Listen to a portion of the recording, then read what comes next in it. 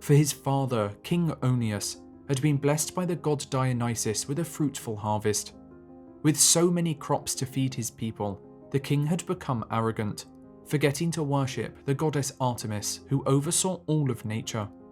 Furious, she would send a great and powerful boar to ravage the countryside, an enormous beast that would destroy towns, trample crops, and kill anyone who were unfortunate enough to be caught in its path.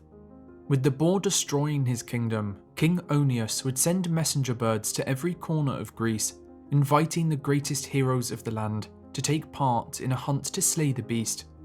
Leading the expedition would be his own son Maliga, with over 50 other warriors answering the call. The first to join would be Maliga's trusted companions, the Argonauts, who had only just returned to Greece, with Jason, Euphemus and Idas, alongside Peleus, Telamon and the Dioscuri, all travelling to Caledon to take part. The next to come would be Theseus, the king of Athens and slayer of the Minotaur, as well as Iolaus, the nephew of Heracles who had helped his uncle slay the Lenaean Hydra during his second labour. They would then be joined by Nestor, the king of Pylos and the wisest of the Greeks, alongside Laertes, the father of the famous hero Odysseus. With all assembled to begin the hunt, one final member would choose to join, but they would be unlike the rest, for Atalanta, a woman, had come to claim the boar as a prize. Born to a king wishing for a son, as a baby, Atalanta had been left in the wilderness to die, yet she would be nursed and protected by a bear, surviving long enough until she was found and raised by a pair of hunters.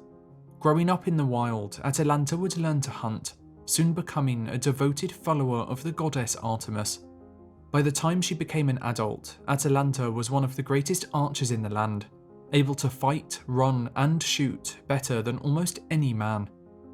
After hearing of the expedition gathering to slay the Caledonian Boar, Atalanta would be keen to join, wishing to win the glory and prove her worth as a hunter.